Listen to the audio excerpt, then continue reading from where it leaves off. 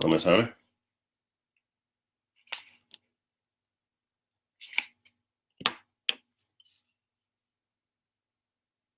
Hello, niece-in-law. Mr. Jackson.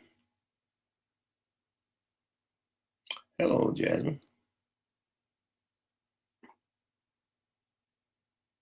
Lisa. All right, we'll give a few more minutes for others to come on.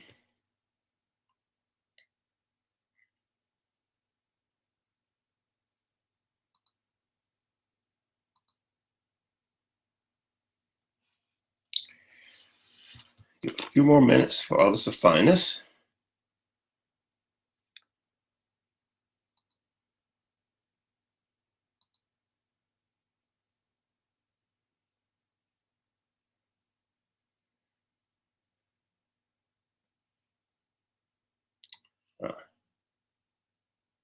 Pastor Linda Percalia. Hello, Mayor. Pastor Mike.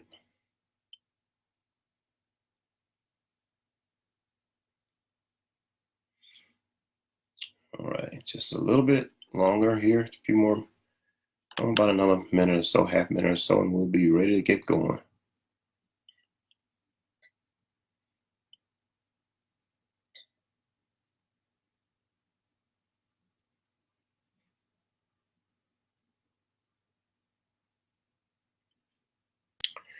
Well, all right, let's get going to Tonight's Bible Study. Well, welcome to Tonight's Bible Study. It's a basic fundamental walk through the Bible. We read the Bible with commentary from me. It's commentary I write myself, so there are no copyright issues with that.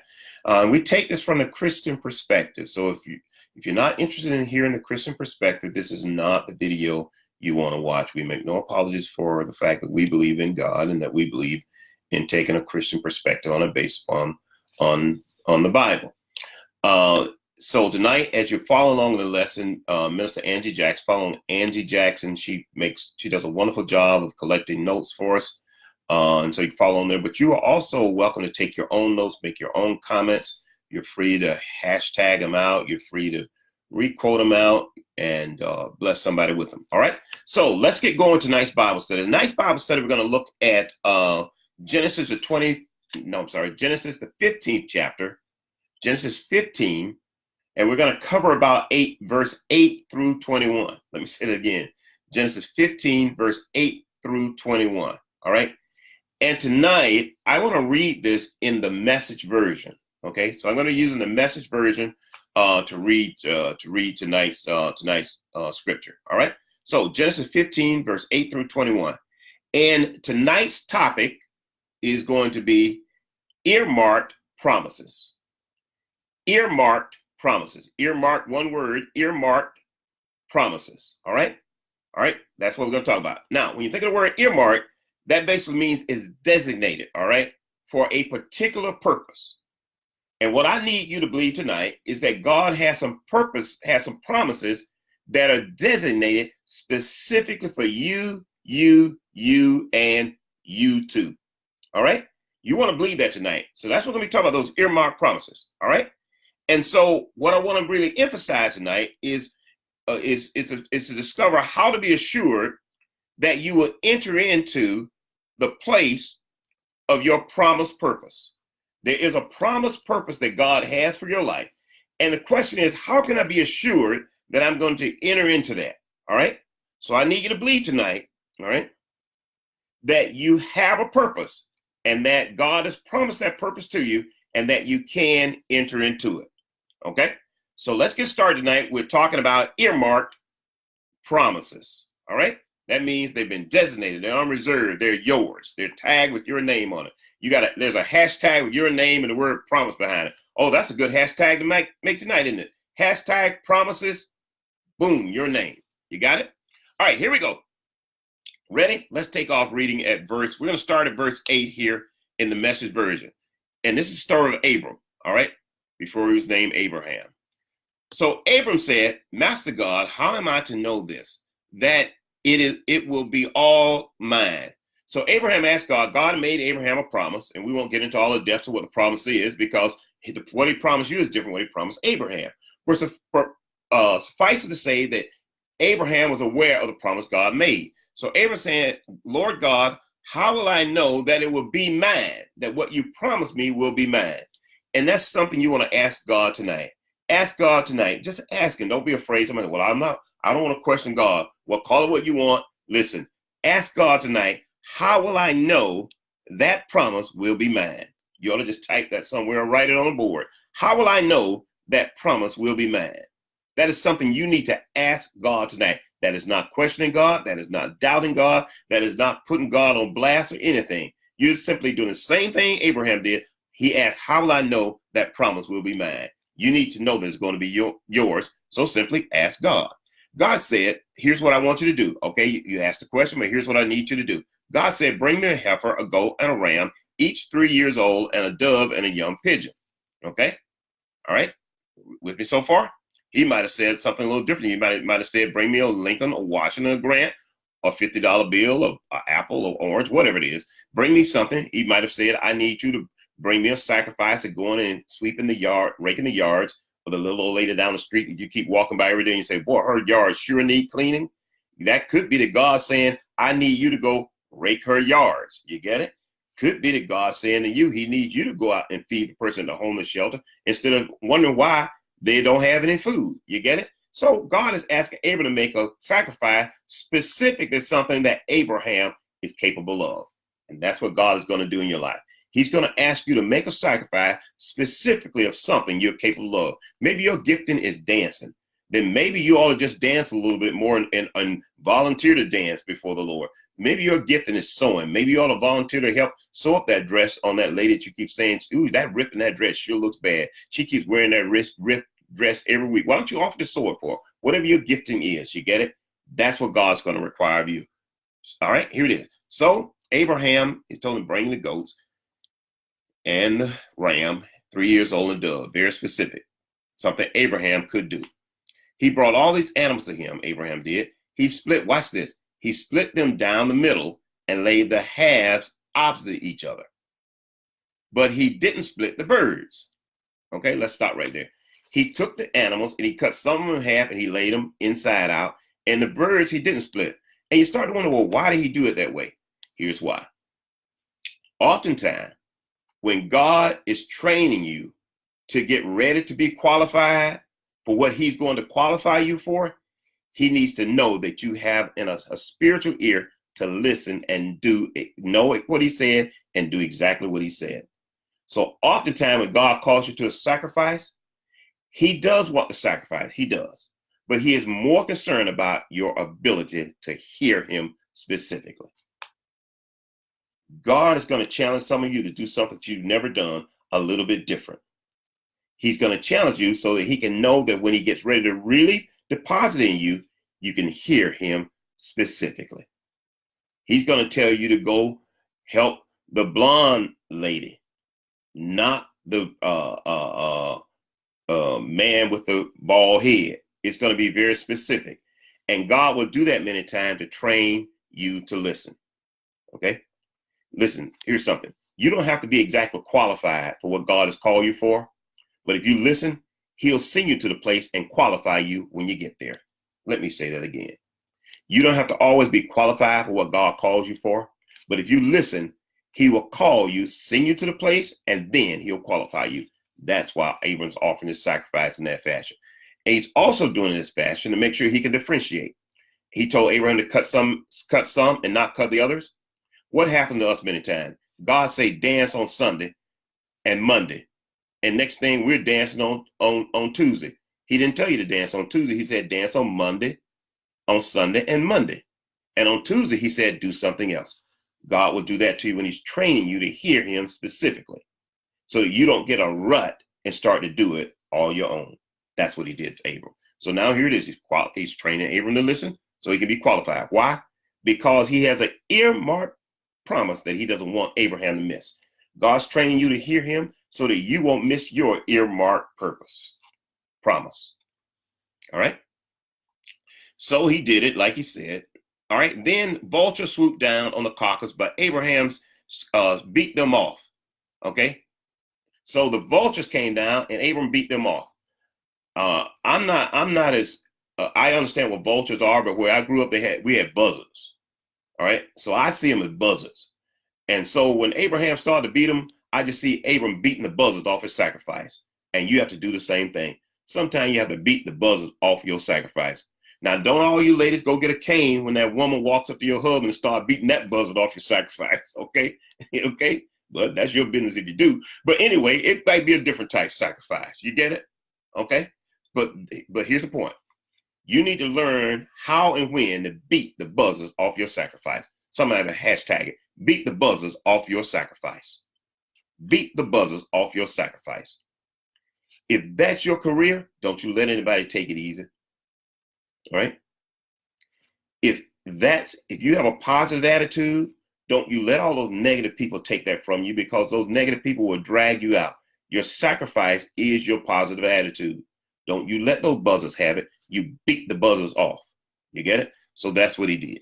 So Abram beat the buzzards off his sacrifice. As the sun was going down, watch this, a deep sleep overcame Abraham, and there was a sense of dread, dark, and heavy. Some of you felt like that, haven't you? Sometime when you know there's a promise and you're making the sacrifice, you're doing all you can, you're studying, you're going to school, you're paying a lot of money, you're buying this and that, you're going here, there, and the other, and you're beating the buzzards off your sacrifice.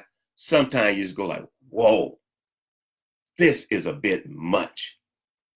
And it can start to press in on your spirit. I want to encourage you tonight to realize that your promise is still earmarked. Somebody hashtag it. My promise is still earmarked. That's what happened. He fell into a sense of dread, and it got kind of heavy on it. But watch what God did. God said to Abram, I need to tell you something. Know this, that your descendants will live outside in a land not theirs. They will be enslaved for 400 years. Then I will punish the slave master. Your offspring will march out. They're loaded with plunder, but not you. You will have to go the full life and die in a good place of death. Not until the 14th generation will the descendants return here. Sin is still a thriving business among the Amorites. Here's something you have to realize. On your way to the promise, sometimes it won't be pretty. You hear me? Let me say it again. Sometimes on the way to your promise, it won't be pretty. Sometime on your way to your earmarked promise, there will be some things you have to go through. Okay? But your going through is to get you through. You get it? Your going through is to get you through. You're not going through just to go through. Your going through is to get you through. You follow it? And when your going through is to get you through, you learn how to keep going. You get it? So it won't be pretty, but it will be promised. It won't be pretty, but it will be promised. All right? So there it is. God told him that. So when the sun was going down, it was dark, and a smoking fire pot and a flaming torch moved between the split carcasses. In other words, this is representing the Spirit of God. So at some point in the midst of your sacrifice, God is going to show up. Let me say it again. Somewhere in the midst of your sacrifice, God is going to show up. You have a bad back, but you keep preaching the gospel. God's going to show up. Your voice is starting to get a little old and you don't sing as well as you used to. God is going to show up. Your knees and joints start to ache and you used to be a great dancer. God is going to show up. You used to be able to preach and now you're just getting a little bit shaky with the way your hands can't hold together and your mind can't keep it together. God is going to show up because you're still making a sacrifice. You've been working hard at that career and trying to get that career together. You've been serving well, doing well. God is going to show up. I need you to believe tonight that God is going to show up. Hashtag it. God's going to show up. God's going to show up. And I want you to repeat that over and over. Each time you offer a sacrifice, God's going to show up. That's what happens when you realize you have an earmarked promise. You know that God has to show up because he earmarked it. When God earmarks it, it must come to pass. Let me say it again. When God earmarks it, it must come to pass. You might have to go through some things to get there. It might be a long time like it was for Abram, but you are going to get there. And that's what you need to believe tonight. All right? So it's going down. And so God showed up. Then God made a covenant with Abram. When God shows up, he's not showing up just to show out. And I know he will. But he's showing up to set an agreement with you. One of these nights, for some of you, you're going to be sitting in your bedroom and God's going to show up. And when he does, don't run. Sit there and let him confirm in your heart what the promise is for your life. I need you to believe that. Some of you are going to go for a walk in the park this week, and you're going to sit down on that park bench. I want you to sit there and say, God, confirm the promise in my heart. Some of you are concerned about your marriage. Say, God, confirm the promise in my marriage. Because that marriage is earmarked to be good. That relationship is earmarked to be good. That career is earmarked to be good. God has promised you that, and it's going to show up. So what did he say? All right. Then he said, I'm going to, and here's what I'm going to do for you. I'm giving you the land. I'm giving this land to your children. I'm giving this land to your children. The fact that it's being given to the children means that God is blessing Abram. You get it? Many times when God wants to bless the parent, he'll simply bless his children. Some of you parents know that, don't you? So parents, don't feel bad because your children excel and do better than you do. That is a blessing God is sending in reverse. It's moon walking back to you. You get it? I almost want to tell you to say that for me. That my blessing is moon walking back to me. That's what's happening to you. You can hashtag if you want to. My blessing is moon walking back to me. Somebody don't like it, they can erase it off the page. But that's what's happening.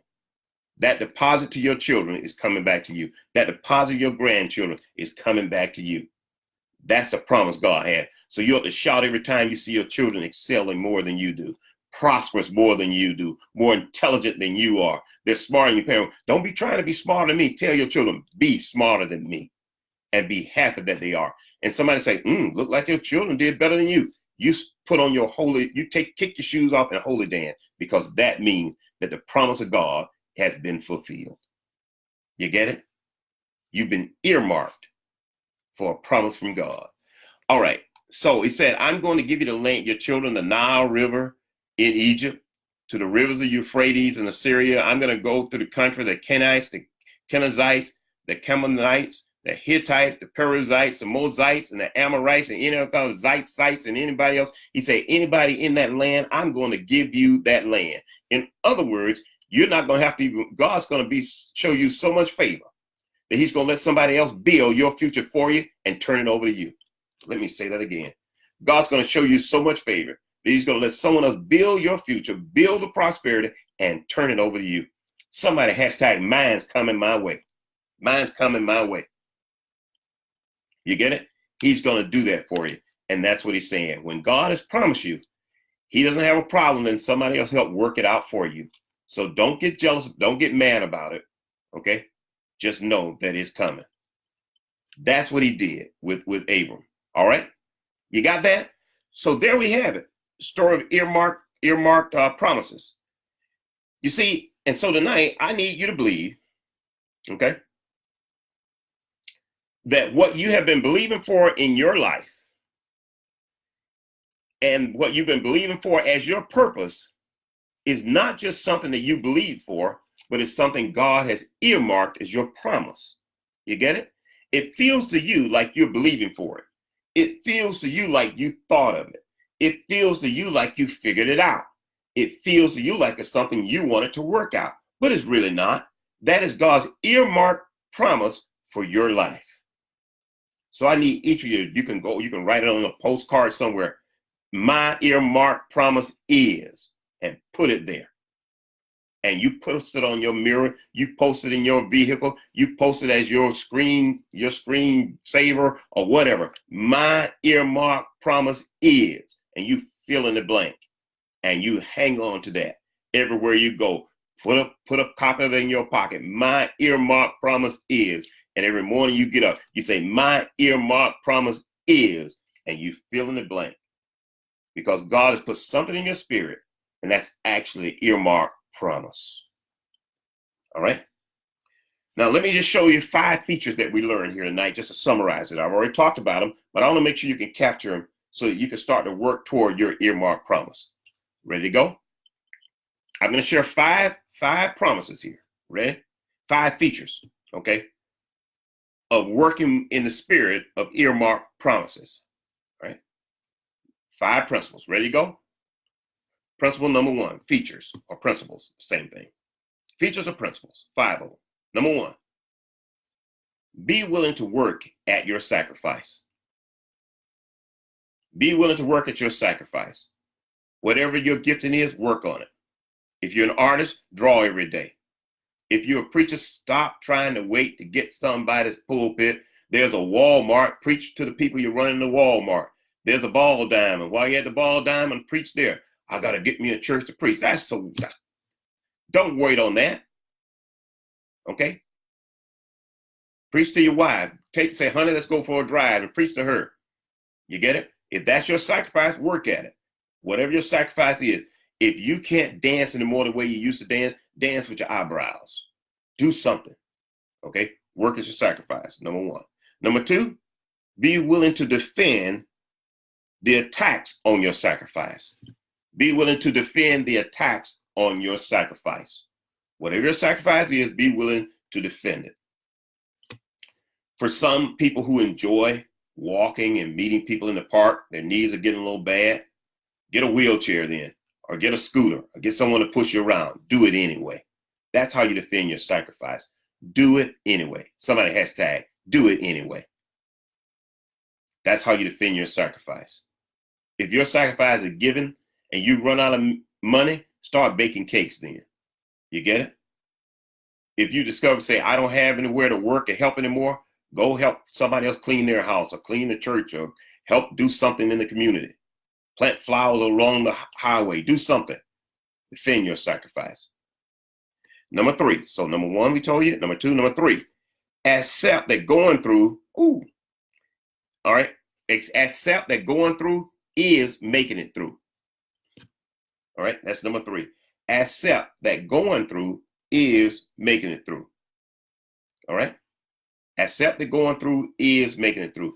People say, I'm going through something. Start saying, I'm going through something, because that means you're making it through. You get it? You can't make it through if you don't go through. You got it? So stop whining, okay? I'm afraid I said that. Somebody might hear me saying, I'm going through something, but that's okay. You tell them, I'm going through to make it through. All right? So going through is making through it. And the 5th feature we find is something you want to really watch for. I'm on number 4. Sorry, number 4. 4th one is leave the big picture to God. Leave the big picture to God. You cannot figure out the big picture, folks. He plants the big picture, then he gives you the detail to work out. Okay? You got it? He says you're going to be a musician, then go pick up your trumpet then. He's not going to pick up the trumpet for you. Pick up your clarinet. Okay? Well, pick up your spoon, whatever it is you play. All right? You get it? Leave the big picture to God. Then you work out the details. That's what he had Abraham to do with his sacrifice. That's number 4. And then number 5. The 5th one is be silent when God is issuing his decree. Be silent when God is issuing his decree. You know that Abraham had to sit there and listen to it? Sometimes we're so busy talking while God's talking that we can't hear what he said do. Be silent when God is issuing his decree. Stand still and see the salvation of the Lord. You get it? So those are the 5 features of those who want to activate that spirit, their spirits, to receive their earmarked promises. How many of you want your earmarked promises? If you want it, hashtag say, I want mine.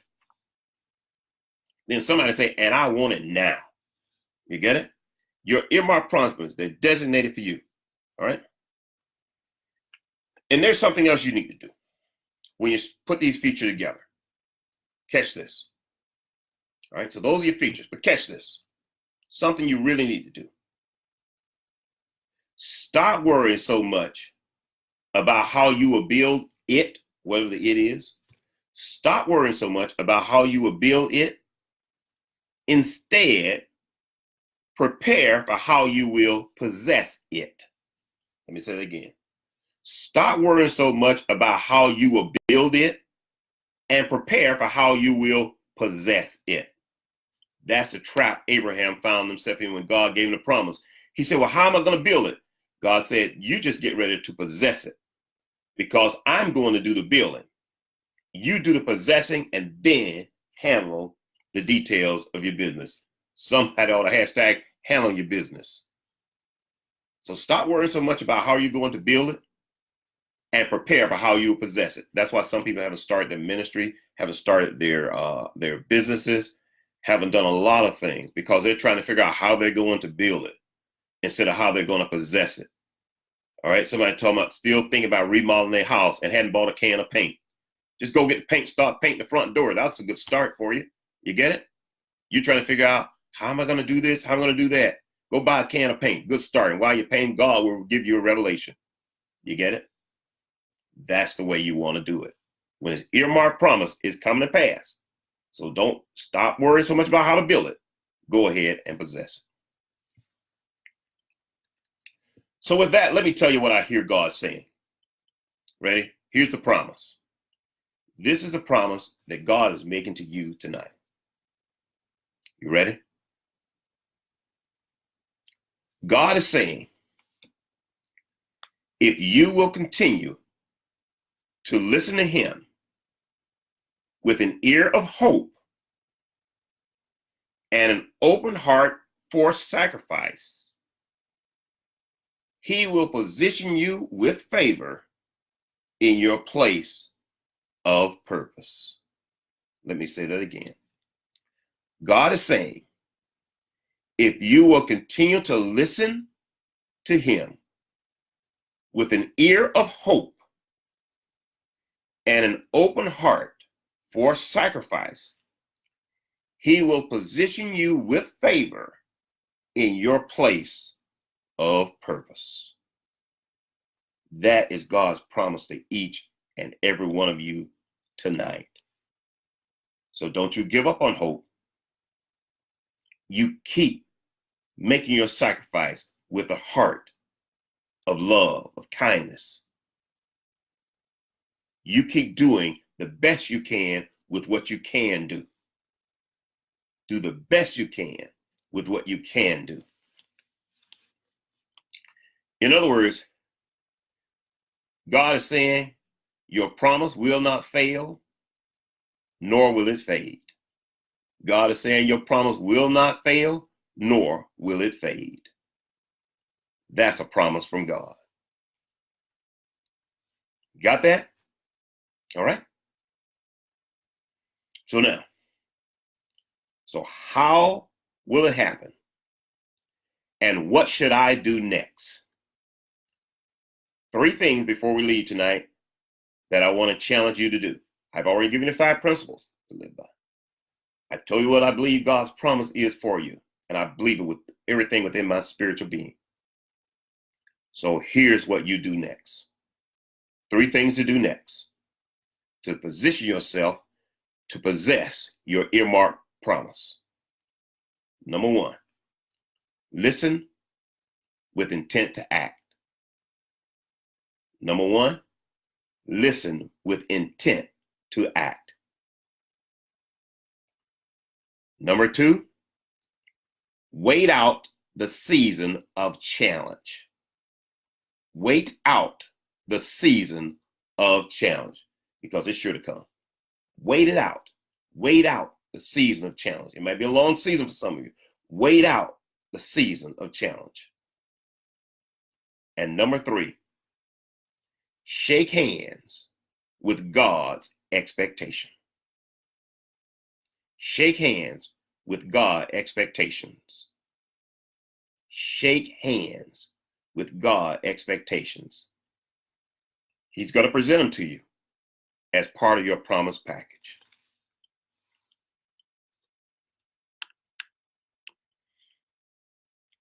So God has earmarked promises for you, and it's time for you to take hold of them.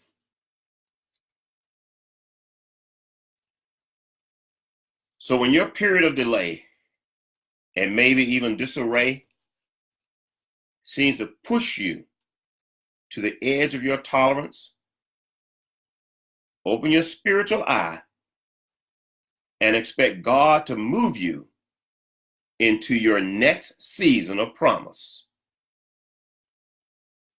I believe God is about to deliver you your earmarked promise in your lap tonight. It's never too late for you to possess an earmarked promise from God. This is Dr. Anthony Revis, Faith Ministries Church, Midland, Michigan, USA. God bless.